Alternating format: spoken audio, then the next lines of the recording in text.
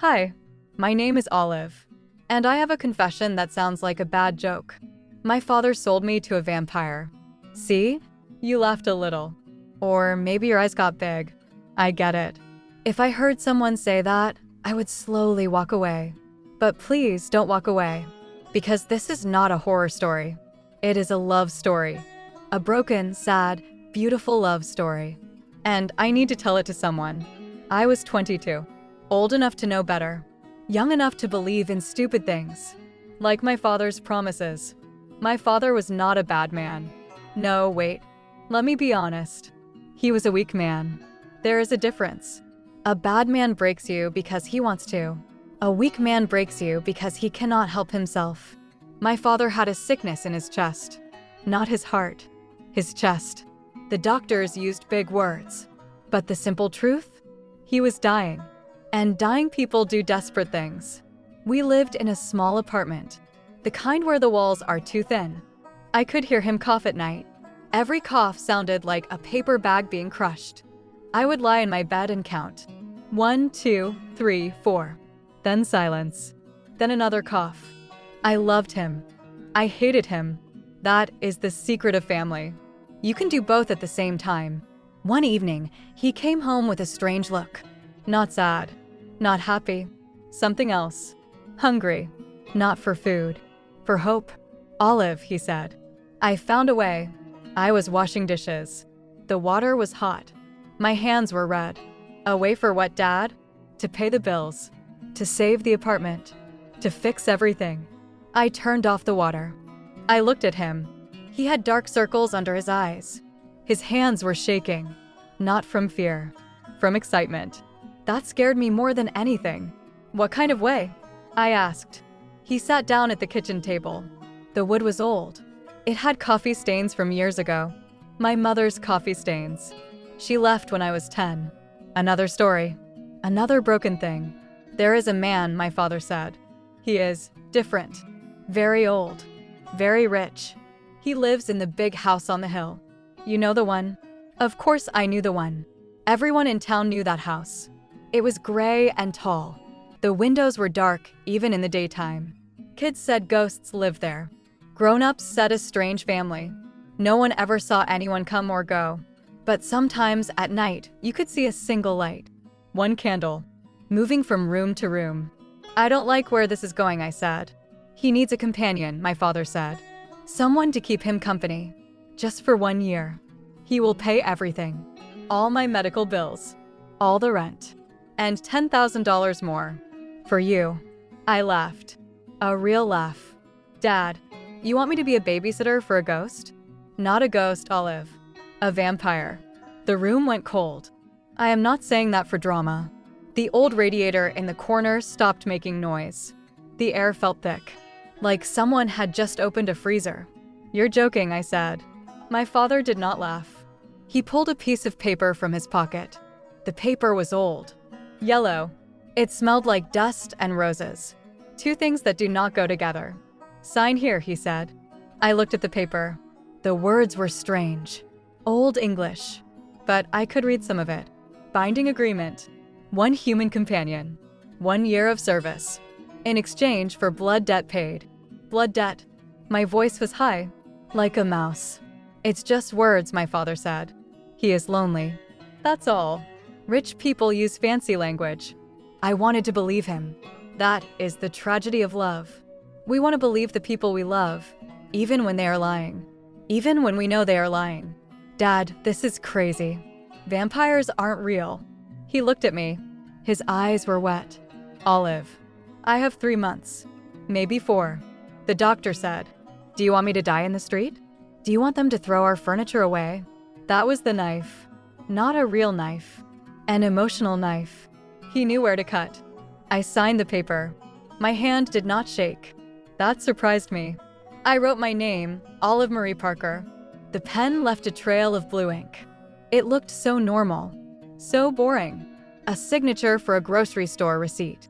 Not for selling your daughter to a creature of the night. Funny. I still laugh about that. Me, Olive. The girl who is scared of spiders. The girl who cries at dog commercials. Sold to a vampire. Life is weird. That night, I packed a bag. A small one. Jeans. 3 shirts. My toothbrush. A book I never read. I sat on my bed and looked at my room. The posters on the wall. The crack in the ceiling that looked like a horse. The pink curtains my mother made. I thought I might never see this again. But I was 22. I was brave and stupid. I thought, how bad can it be? Famous last words. My father drove me to the house.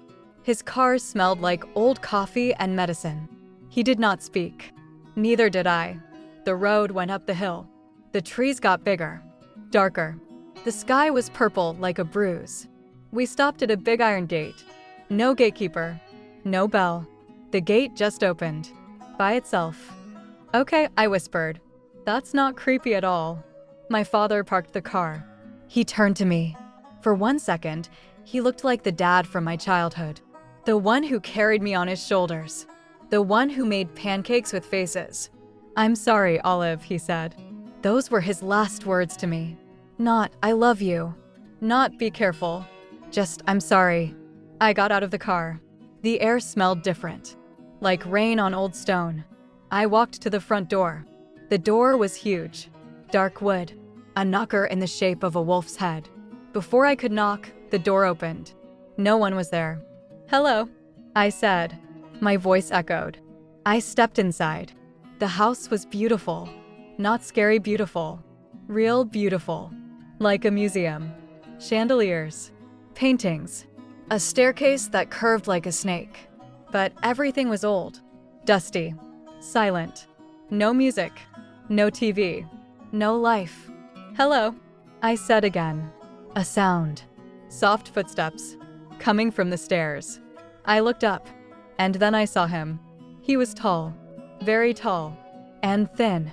Not sick thin. Elegant thin. Like a dancer. His skin was pale. Not white. White is for paper. His skin was the color of moonlight on snow. His hair was dark. Almost blue-black. And his eyes. Oh, his eyes. They were gray. But not a normal gray. The gray of a storm cloud right before lightning. He looked young.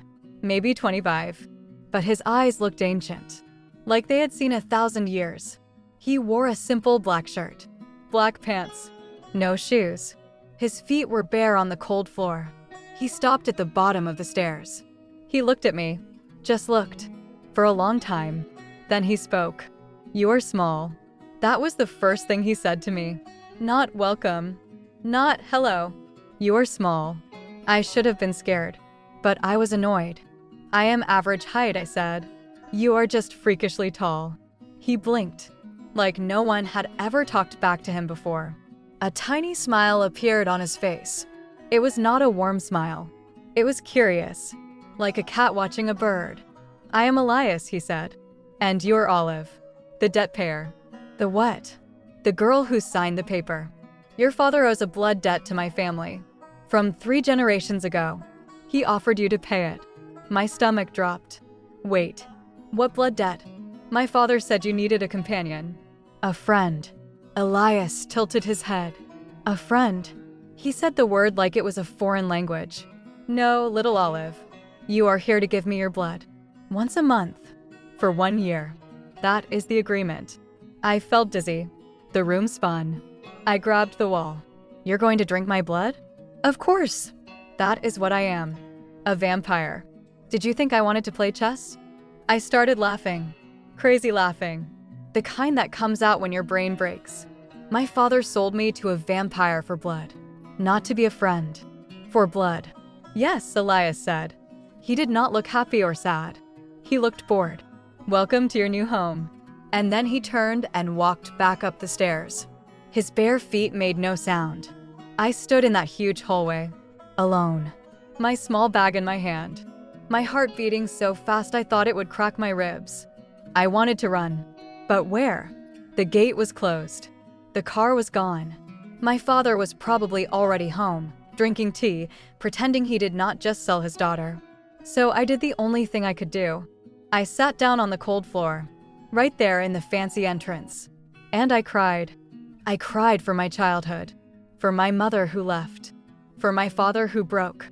For myself, because I was so stupid to sign that paper. I cried until I had no tears left. Then I heard footsteps again. Soft. Coming back down. Elias stood above me. He held a blanket. A soft one, red and warm. He dropped it on my head. "Stop crying," he said. "It makes the blood taste sad." I pulled the blanket off my face. "Excuse me." Sad blood. Angry blood. It all tastes different. Happy blood is sweet. Scared blood is sour. You are crying. That will make your blood salty and sad.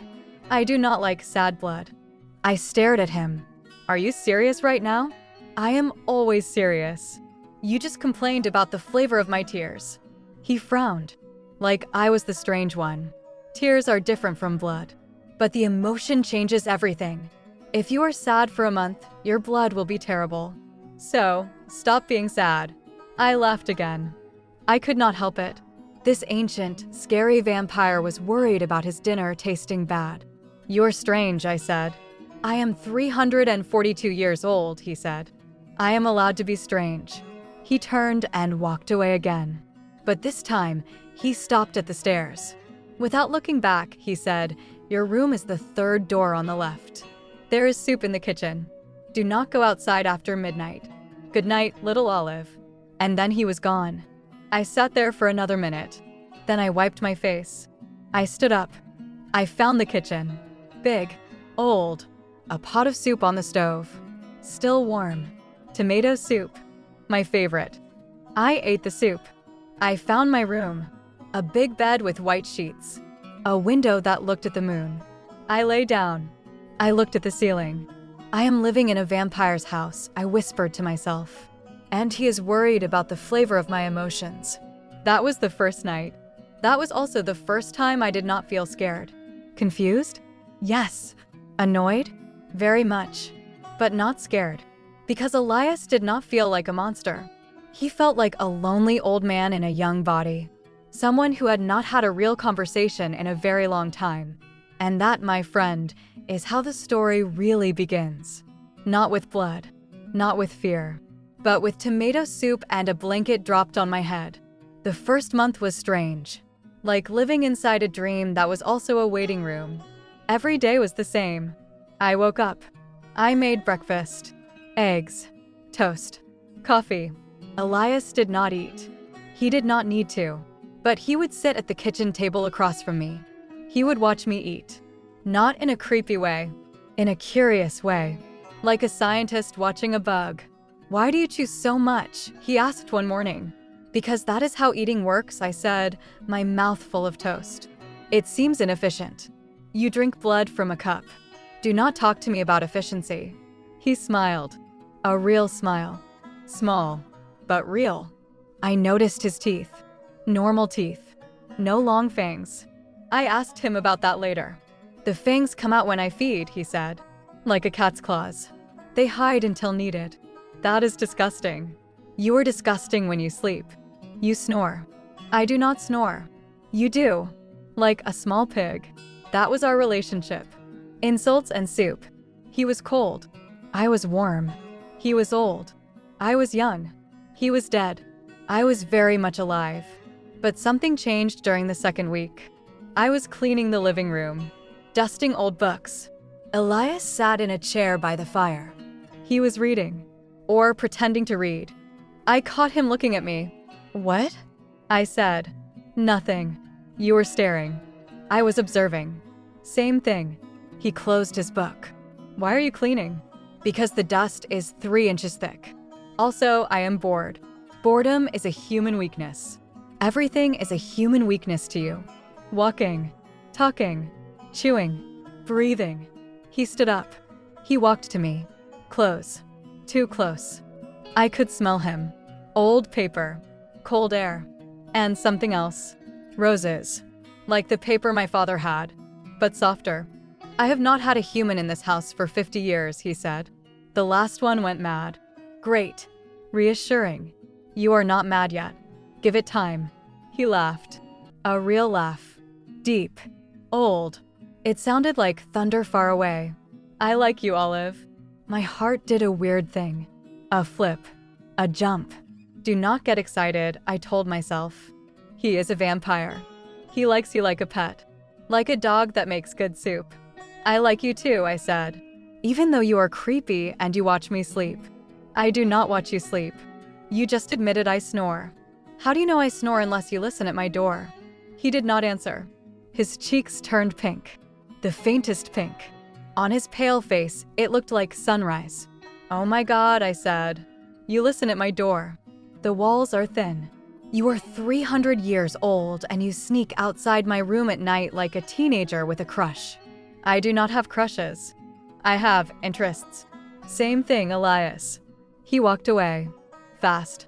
His bare feet made soft sounds on the floor. But I saw it. The pink on his cheeks. The way his hands curled into fists. He was embarrassed. A vampire. Embarrassed.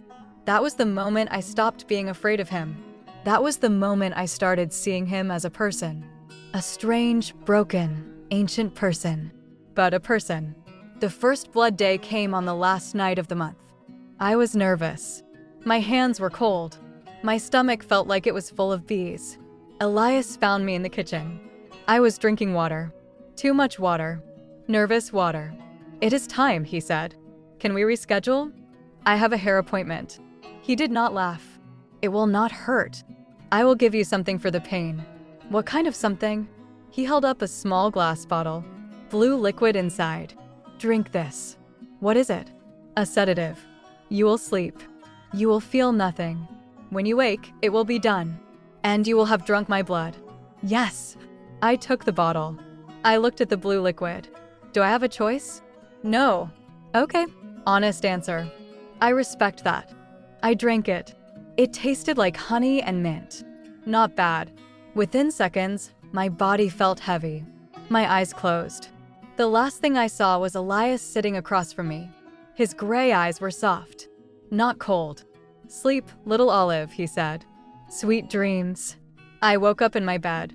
Sunlight through the window. A small bandage on my wrist. No pain. Just tired. Like I had run a long race. On the table next to my bed was a cup of tea. Hot. And a piece of chocolate. Dark chocolate. Expensive. A note. In handwriting that looked like old cursive. Thank you. Your blood tastes like cinnamon and rain. It is very good. Do not be sad. I will make you breakfast tomorrow. I laughed so hard I almost dropped the tea. Cinnamon and rain. The man drank my blood and wrote me a food review. That is when I knew. I was not a prisoner anymore. I was something else. Something I did not have a name for. The months passed. September. October. November. We fell into a routine. Morning tea. Conversations. He taught me about history. Real history. He was there for some of it. The wars. The famines. The beautiful moments too. He told me about Paris in the 1700s. About the way the streets smelled like bread and flowers. I taught him about modern things. Microwaves. Cell phones. Memes. What is a meme? He asked. It is a picture with words that makes people laugh. That sounds stupid. It is. That is the point. He did not understand humor at first. But he learned. By December, he was making jokes. Bad jokes. Old jokes. Why did the vampire go to the doctor? He asked one night. Why? Because he was coughing. I stared at him. That was terrible. You smiled. I did not. Your lip twitched. I saw it. He was right. I smiled. A real smile. Not because the joke was funny. Because he tried. He tried to make me laugh. No one had tried to make me laugh since my mother left. That night, I lay in my bed. The moon was full. Big and white. I thought about my father. I had not called him. He had not called me. I was angry, but also sad. Sad for him. Sad for me. Sad for the little girl who used to believe her dad would save her. Instead, a vampire saved her. Or at least, a vampire gave her soup and bad puns. Love is strange. It does not ask permission. It does not follow rules. It grows in small places. A shared cup of tea. A blanket dropped on your head. A note about cinnamon blood. I did not love Elias. Not yet. But I was starting to. And that scared me more than any blood debt. Because loving a vampire? That is not a romance novel. That is a tragedy waiting to happen. He was immortal. I was not. He had been alive for 300 years. I would be lucky to see 80. He did not have a heartbeat. Mine was beating so loud I could hear it in my ears. One night, I asked him, "Elias, have you ever loved anyone?" We were sitting on the floor of the library. Books everywhere. A fire crackling. He was reading. I was pretending to read. He put his book down. "What do you mean by love?" "You know, the normal kind. Wanting to be with someone. Thinking about them all the time. Feeling warm inside." He was quiet for a long time. Then he said once, "A long time ago." Her name was Clara. She was a painter. She had red hair and freckles. She laughed like a donkey. Like a donkey? Loud and silly. I loved it. What happened to her? He looked at the fire. She grew old. I did not. She wanted children. I could not give them. She wanted a normal life. I could not give that either. So she left. She married a baker. Had 3 children. Lived a good life. I watched her from far away. When she died, I did not cry. I had no tears left. I had used them all the night she left. My chest hurt. That is the saddest thing I have ever heard. That is the life of a vampire, Olive. We watch the people we love grow old and die. It is why we stop loving. It hurts too much. He looked at me then. His gray eyes were not stormy. They were calm, sad, deep. "You should not make me love you," he said quietly. "It will only break us both." I wanted to say something brave. Something like, "Too late," or "I don't care." But I did not. I just sat there. The fire crackled. The books smelled old and sweet. And I realized I was already broken. Because I was falling for a man who could not grow old with me. A man who would watch me die. And I did not care. That is the stupid thing about love. It does not listen to reason. It does not care about timelines or logic. It just shows up, like an uninvited guest. And it stays.